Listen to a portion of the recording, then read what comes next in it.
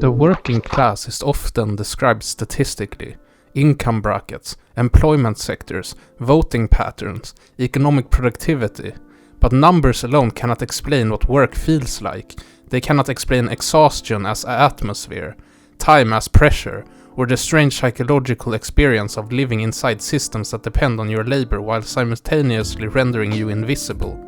This is not merely an economic condition. It is a phenomenological one, a structure of lived experience. Phenomenology in philosophy is the study of experience from the first-person perspective, not simply what happens, but how reality is encountered, how time feels, how space feels, how repetition shapes consciousness, how social systems can become internal experiences. To examine the phenomenology of the working class is therefore to ask, what does labor do to perception itself?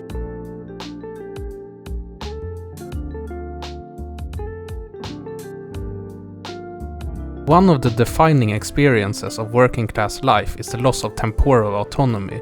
Time becomes externally organized. Wake at this hour, commute at this hour, perform tasks until this hour, repeat tomorrow, and again and again. The working day is not merely a period of activity, it is the structuring principle around which life itself is forced to organize.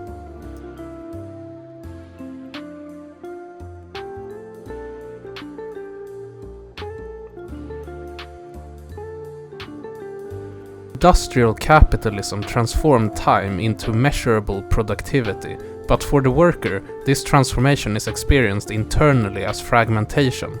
Life becomes divided into work time, recovery time, survival time, and brief moments falsely called free time. Even rest becomes instrumentalized, valuable only because it allows continued labor.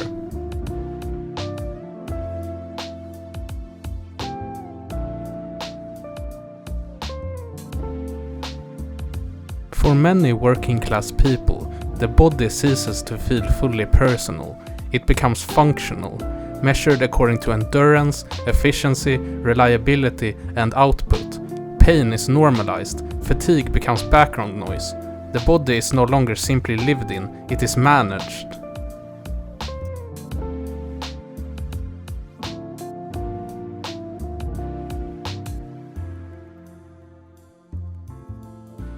Phenomenologically, this changes one's relationship to embodiment itself. The body becomes something negotiated against economic necessity. Not how do I feel, but can I continue?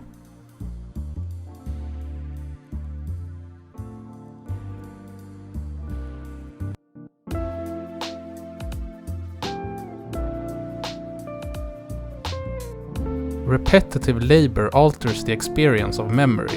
When days become structurally identical, time begins collapsing inward. Weeks disappear, months flatten, the future stops feeling open-ended and instead becomes cyclical.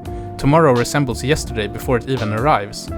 This is one reason working-class exhaustion is often existential rather than merely physical.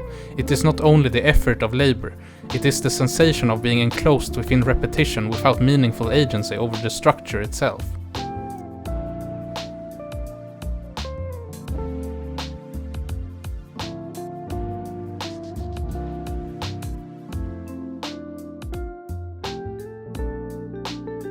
The working class occupies a paradoxical social position. Its labor is indispensable, yet its presence is often socially minimized. Workers become visible only when systems fail, when deliveries stop, when shelves empty, when transportation halts, when strikes interrupt normality.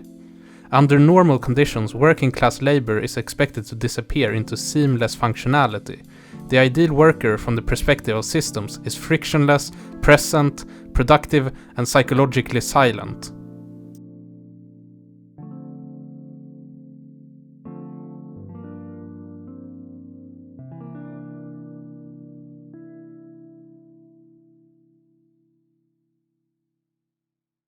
The philosopher Karl Marx described alienation as separation from labor, from creativity, from human potential, and from other people. But alienation is not merely theoretical, it is experiential. It feels like distance from one's own activity, the sense that your actions belong more to economic systems than to yourself. The worker often experiences life not as self-directed unfolding, but as externally managed necessity. Existence becomes procedural: wake, commute, perform, recover, repeat.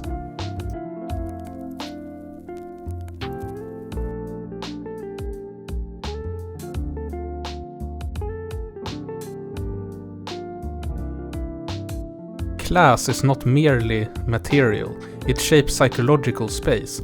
Middle and upper class individuals often experience the future as expandable: career mobility, investment, self-development, networking. Working class life often produces the opposite sensation: constriction. The future appears less like possibility and more like risk management.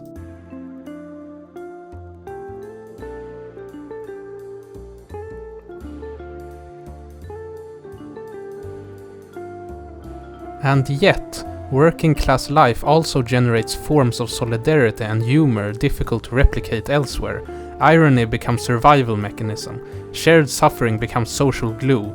People laugh not because conditions are easy, but because humor interrupts powerlessness. This is one of capitalism's contradictions. Systems that produce exhaustion also produce intense interpersonal recognition among those enduring it together.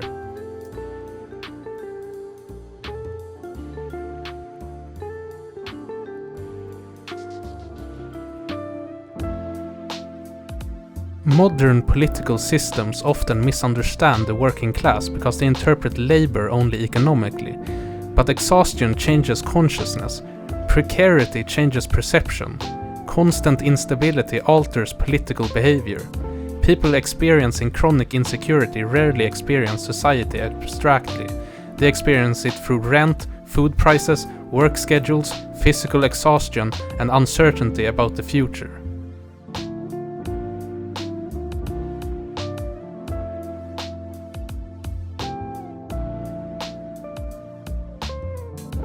Contemporary capitalism intensifies this condition. Technology was supposed to create freedom. Instead, many workers experience permanent availability. Emails after work, gig economy instability, algorithmic management, productivity metrics tracking behavior continuously. The workplace no longer ends physically. It follows workers psychologically.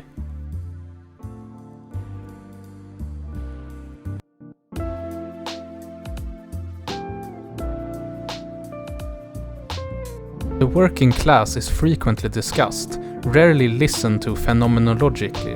Its existence is translated into statistics, elections, productivity graphs, and ideological symbols. But lived experience cannot be fully captured numerically. What often disappears is the texture of ordinary endurance.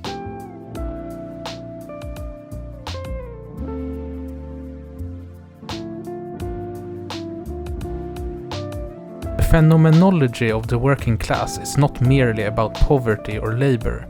It is about how systems enter consciousness, how economic structures become lived temporality, how exhaustion becomes identity, how repetition shapes memory, and how survival reorganizes perception itself. Perhaps the most important realization is this: the working class is not simply a category within society. It is the lived experience of carrying society, while often remaining unseen by the systems that depend on it.